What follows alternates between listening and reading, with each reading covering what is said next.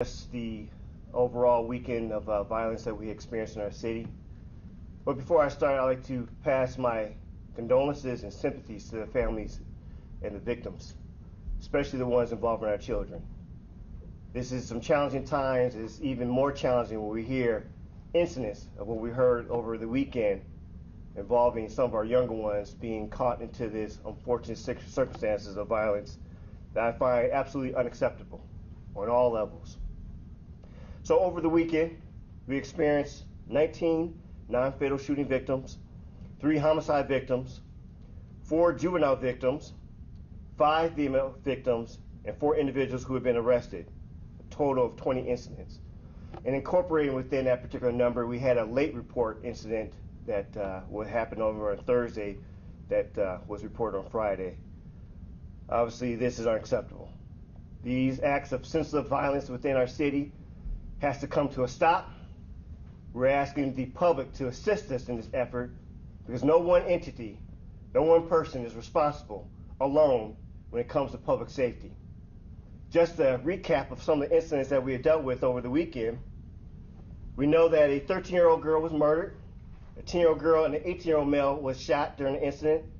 We're still working on what is the motive. We understand there are some leads. Unfortunately, at this time, the leads are still being interviewed and worked on in regards to getting to the bottom of it, even though we know that within that respective neighborhood has been challenged with a number of different incidents in regards to shots fired. We also had a situation where a woman was involved in a domestic dispute with her boyfriend, where she had called her father to the location. And during this incident, the boyfriend who the woman was arguing with was shot. And this is a known suspect. The narrative for that, it's not just young kids. It's not just young ones out there that's involved in these unfortunate incidents. We have individuals of all ages involved in using firearms to resolve their disagreements. We also have situations where individuals are handling firearms in a negligent manner. We had a situation where an individual had a firearm and while he's manipulating it, shot an individual next to him. Again, the common denominator, firearms. This is unacceptable. We have domestic violence situations going horribly wrong where during an argument, the living boyfriend shot and killed his living girlfriend.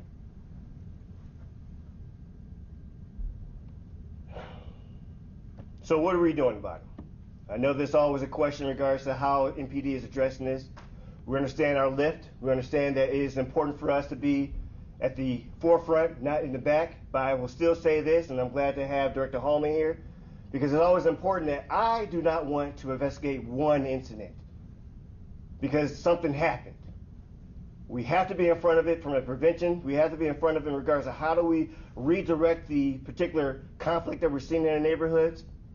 But I've added additional officers and detectives to the Homicide and Violent Crimes Unit.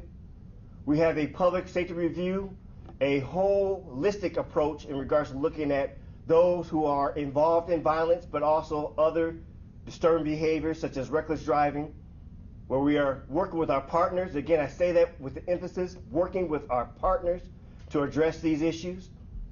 We talk about in regards to those who are not only using violence, but also recipient of violence, because we understand that it is on both ends of the spectrum there.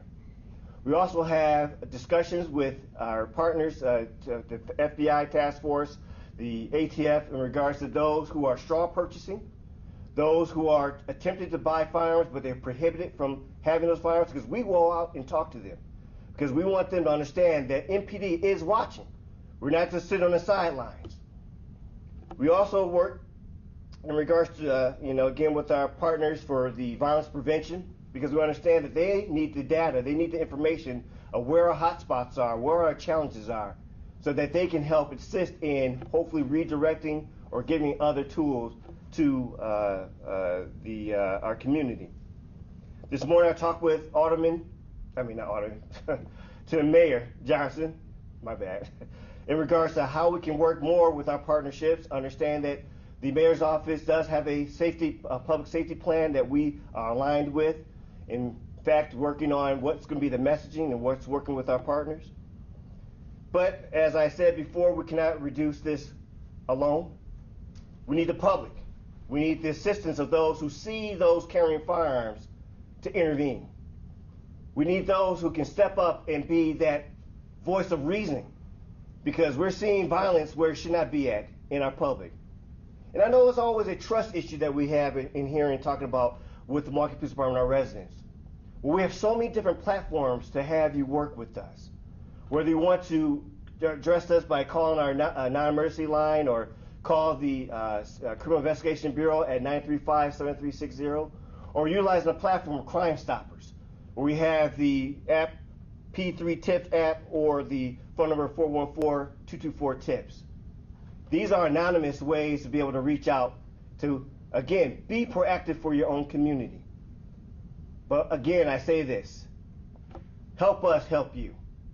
Let us be part of a collaboration and be able to have this impact for our public safety. At this time, I'd like to allow Director Holloman to come up and speak in regards to our concerted efforts for our community. Thank you, Chief Norman. On behalf of the City of Milwaukee Office of Violence Prevention, we also offer our deepest condolences and sympathies to the families who've lost loved ones as a result of senseless gun violence. We definitely work with the community and with our partners to make sure that we are addressing prevention, primary prevention, because that's an extremely important piece of this. The Chief already mentioned the need to address the access to guns, and so we need policymakers to step up in a greater way in terms of who has access and what they have access to. There are so many layers to reducing risk and increasing protective factors that the Office of Violence Prevention is working on with our both system and community partners. And so when we talk about that this is a all hands on deck approach, this doesn't just mean systems or government, it means community organizations, it means community members. It means that we have to change the community perception, the community narrative, and the community norm about violence and what happens, what's considered okay when it comes to responding to conflict. And if someone is calling for a friend or a family member for assistance, who is the best person to call that won't then add additional violence or escalate the conflict? If folks need to reach out to the 414 Life team, the phone number is 414-439-5525. If you know that conflict is brewing, there is potential for gun violence, please call the 414 Life team at 414-439-5525. They will help with mediating that conflict to prevent gun violence. And then as community, again, partners and organizations in the community, we are continuing our work together. There will be more information released soon. And we just, again, thank you to every person that has done something, that has said something, that has called the tip line, that has called Crime Stoppers. Thank you to every person who has spoken to a family member, a loved one, a neighbor, a coworker, and talked to them about ways to calm down, to de-escalate. But we need more people stepping up to do the same. And so we can't be at every place at one time. We cannot fund everything in the community. However, if each person in the community is taking their rightful place and keeping our community safe, that is where we're going to see the largest, the biggest, and most sustainable impact. Thank you. We'll take a few questions now. Starting, Hillary, go ahead. Good afternoon, Chief. Good afternoon. Regarding the 13-year-old killed, do you believe someone in that crowd was targeted, like that wasn't these children? So, to my understanding right now, we do not believe the children are being targeted. In fact, I would hate to see what can a 13-year-old or 10-year-old do to anyone to cause a violent reaction. We do have a couple of leads in regards to individuals who may be involved. Like I said, there's some challenging issues that happen in that particular neighborhood. But the big thing is, again, we're information driven. And I know that there were some challenges in regards to some very high emotions running at the time. But as calmer heads prevail, seeing justice for those young ones, seeing that we are not going to allow that behavior to go unchallenged in our neighborhoods, we all have a responsibility to step up. We know who we are doing these particular type of dangerous behaviors in our community. I'm asking, will they tell us? We don't want to see anything being reactionary, or we want to be able to use that energy for good justice, not your own justice. So this is a plea to the community, to those who are just as sickened and also upset. Reach out to us. I guarantee you, we will follow up and we will hold those accountable. My question's for Arnita, if you wouldn't mind coming up. Yes, sir. The Office of Violence Prevention just got a lot of money from the state, from the city, and ARPA dollars and whatnot, operating under its biggest budget since it was originated. Do you think the Office of Violence Prevention is actually preventing violence in our city, given that the crime rates are higher than they've ever been? Absolutely, violence is being prevented. Those are the stories that are not reported. And so I hold the media as responsible as community members who need to step up. The media needs to step up and also report the things that show that violence is prevented by programming for young people and young adults and families that helps to increase protective factors and reduce risk factors. And so that we've been doing for years, and we will continue to do, and we're able to do it at a larger scale, of course, with the ARPA funding that we've received. And just as a point of clarity, the ARPA funding we receive is being spent over a 5-year period, so it's being expended through 2026. Brett, back there. Chief, are you bracing for more violence as we head into the summer? And if so, what's being done to prevent or curb those numbers now? So continue working with our partnerships. In fact, having Director Holman up here speak about what the Office of Violence Prevention and some of our other partners, whether it's the Department of Human Health and Services, Credible Messengers, working with the Children's Center, anticipating that we're going to need more help. We understand that with the warmer weather that comes, even though we've seen unfortunate steady incidents of violence over the course of these past couple of years, no matter what weather was out there, but we did see an uptick that was, something very disturbing, especially in regards to that these incidents have almost a perplexing angle to it. You call your father to come and help mediate or basically kind of to attenuate a volatile situation, and a gun is used as the resolving factor. I always ask anyone, how can we address that? There's a point where we as a public have to say, yeah, Dad, I want you by, but can you keep the gun home? I just need to have witness here to be able to say, I don't need to be hit anymore, Pop. We have situations where we're using firearms as the resolving factor to conflict. Unacceptable on all levels. But we have to be in a community, do not get deadened by these particular acts and say that this is just normal place. This should never be common. And I want us to still, and that's why we're here today, to continue to talk about this ad nauseum, to be able to have that level of urgency that I feel, that we all should have felt. But yes, we're working.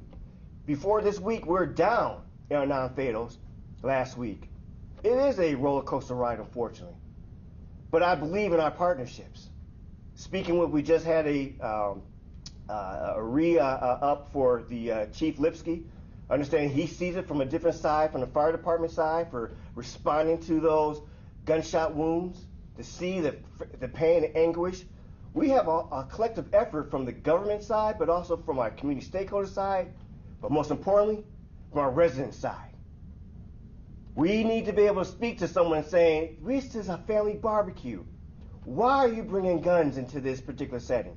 We have guns in weddings where individuals getting shot. We have individuals getting shot because of conflict or some type of disagreement 4 or 5 years ago. Social media being used to continue the aggravating of situations.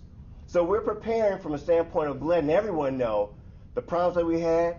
And I'm not afraid to say this without any hesitation. We need your help. We need the public to help us out with this. This cannot be just the Milwaukee Police Department begging and waiting for the information to come. What is it going to take for the public to be able to bring that information to us so that we can do our job as effective and as efficiently? A question for Director Holloman. The Chief kind of mentioned some of the norms that you brought up in your opening remark. What have you kind of witnessed in the communities around the city where you recognize that there is kind of an understood amount of violence? Like, can you just kind of expand on that a little bit? Just kind of this, you don't want anyone to get used to or normalize these tragedies. So the majority of the city of Milwaukee residents don't think this is normal, and they want to live in a safe home, in a safe neighborhood, in a safe community, a safe city. And so I just want to emphasize that most people don't think this is normal, they're not okay with it, and it's a smaller percentage of people committing these violent acts, the acts of gun violence, in comparison to the larger community. We hear about it so much that it seems like there are so many people, but smaller percentage in comparison to most people. What we are clear about is that once you are experiencing something over and over and over again, or it appears that if there's community violence happening in your neighborhood repeatedly, people may respond in many different ways based on their own experiences, traumas, how their brain works, any of that. And so some people can become desensitized to it, and that's what we don't want to see. But we also need to separate or parcel out being desensitized versus being numb. And being numb can be a traumatic reaction as well. And so either way, we want to make sure that we're raising awareness, that we are helping to create messaging and to support programming that is going to change any community norms around violence of any kind, be it with a firearm or otherwise. So self-directed violence, family violence, any of that. No woman, no child, no person in this city should be concerned about their safety at any point, and particularly not in their own homes. And when we look at some of the violence that we're seeing, interpersonal violence, there are things that are happening in homes. Well, the police department is not standing in people's living room.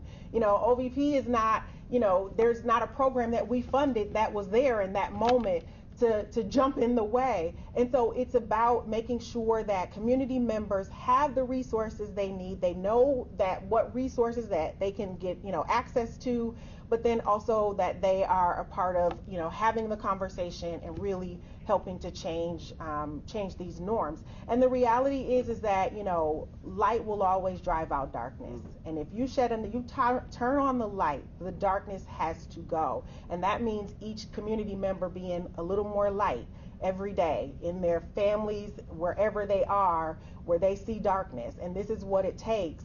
And we can't let that darkness make us lose hope, because there is hope, even in dire situations, even in weekends after over 20 people have been shot. There is hope. And one of the places where we see some of that hope is the target area, 414 Life target area in Old North Milwaukee. That is a target area, primary area of outreach for 414 Life. And there, as far as I'm aware of at this moment, there was not a shooting in that target area. These are seeds of hope. And so we need to continue to support them and uplift them and make sure that community members know how to access them. Chief, what can you tell us about the moments that led up to the triple shooting that killed a 13-year-old girl? From what I understand, there's not much to report in regards to that. There was no prior incident going on in that particular residence, which is perplexing, because there is not a exact answer to how could that led up to the 3 being shot, 1 being a young one who lost her life, and along with another young one who was shot. So we're still looking at that. Again, that in the particular area, there has been some prior challenges of shots being fired, weapons being used in the indiscriminate manner. So we don't know if there's an attachment to that. We're looking into that. We do have some persons of interest that we're interviewing, but we're taking this very, very seriously, just as every situation that involves someone being harmed by violence seriously. But we're still looking into a lot of different angles and putting together the real story on that. It feels like this is a very strong message that you're trying to give to the public, but many people who are committing these shootings using gun violence might not be watching the news. How are you actively getting the message out into the community where people are using gun violence? And in the cases where it has been successful, why was it successful? What happened that made it successful to curb the violence?